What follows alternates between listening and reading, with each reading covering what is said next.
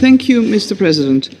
Members of the Security Council, the Middle East region is undergoing a seismic transformation, marked by volatility, but also by opportunity if seized and supported.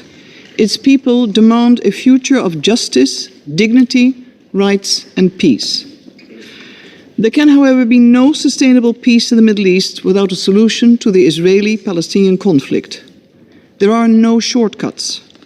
The region's future will remain bound to its unresolved past unless bold political will and decisions break the cycle. The two-state solution is on life support. Reviving it requires collective action.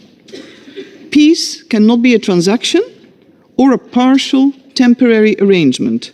It needs to be built on international consensus, legitimacy, moving it from managing the conflict to ending it.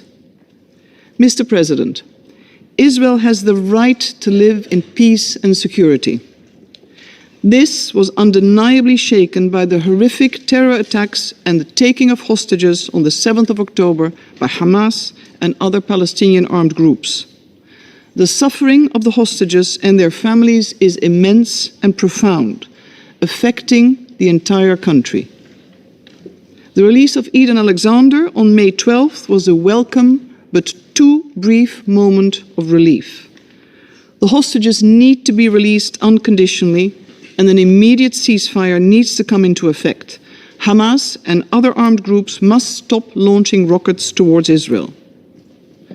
Durable security cannot be achieved solely through force. It must be built on mutual recognition, justice, and rights for all. A better path exists that resolves this conflict, de-escalates regional tensions, and achieves a shared vision for peace. The upcoming high-level international conference in June, co-chaired by France and the Kingdom of Saudi Arabia, presents a critical opportunity. It must not be another rhetorical exercise. It must launch a path towards ending the occupation and realizing the two-state solution based on international law, UN resolutions, and previous agreements. A path that unifies the West Bank and Gaza and results in a Palestinian state existing in peace and security alongside Israel, with Jerusalem as the capital of both states. We need to pivot ourselves from declarations to decisions. We need to implement rather than adopt new texts. Mr. President, since the resumption of hostilities in Gaza, the already horrific existence of civilians has only sunk further into the abyss. This is man-made. When speaking of our fellow human beings in Gaza, words such as empathy, solidarity, and support have lost their meaning. We should not become accustomed to the number of people killed or injured. These are daughters, mothers, young children whose lives have been shattered. All have a name, all had a future, all had dreams and aspirations. Since the collapse of the ceasefire in March, civilians have constantly come under fire, confined to ever-shrinking spaces and deprived of life-saving relief. Israel must halt its devastating strikes on civilian life and infrastructure. The entire population in Gaza is facing the risk of famine. As the Secretary General has said, families are being starved and denied the very basics. On May 18th, the United Nations was informed by the Israeli authorities of the approval for the resumption of limited aid entry into Gaza. Since then, very limited numbers of goods have entered and have been distributed by the United Nations and its partners. But this is comparable to a lifeboat after the ship has sunk. The United Nations, including UNRWA, will continue to provide humanitarian assistance based on the principles of impartiality and neutrality. We have a plan in line with international humanitarian law and Security Council Resolution 2720. We remain committed to engage with all parties to implement this. We cannot, as has been stated often, participate in any mechanism that violates humanitarian principles. And allow me to reiterate that aid cannot be negotiable, and there can be no question of forced displacement. Civilians in Gaza have lost hope, Mr. President. Instead of saying goodbye, see you tomorrow, Palestinians now say, see you in heaven. Death is their companion. It's not life, it is not hope. Palestinians in Gaza deserve more than survival. They deserve a viable and vibrant future. Ultimately, any sustainable solution for Gaza is political. Agreements and work on post-war arrangements for security and governance should not wait any longer. This includes support for a reformed, revitalized and empowered Palestinian government to govern Gaza and West Bank.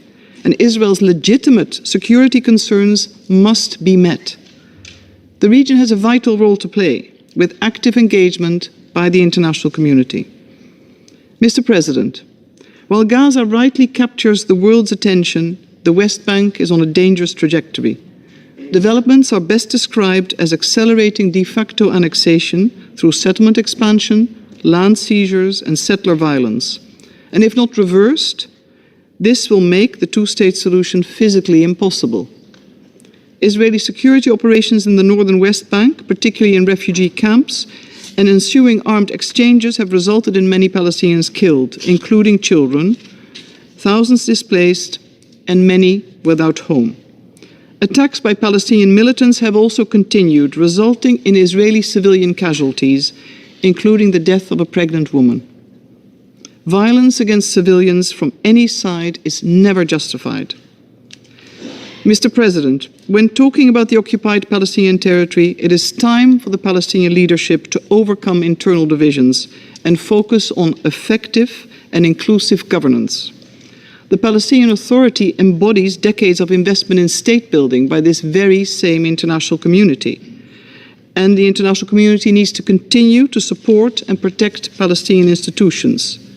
But reforms must continue to ensure the Palestinian Authority's viability, legitimacy towards its own population, and its ability to resume its responsibilities in the Gaza Strip.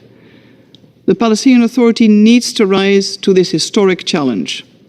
However, the absence of a political process to end the conflict, coupled with stalled reforms and Israeli economic, administrative and security measures, significantly hamper real-time progress.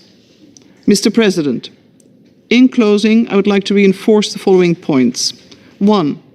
Humanitarian aid and assistance urgently need to reach all civilians across Gaza in accordance with international humanitarian law. The UN's position and plan are well known. 2. The people of Gaza cannot afford to wait for the resumption of essential services. Livelihoods and human dignity need to be restored. Early recovery needs to resume immediately. 3. Forced displacement of civilians must unequivocally be rejected and prevented as per international law. Palestinians should be supported to stay on their land. 4.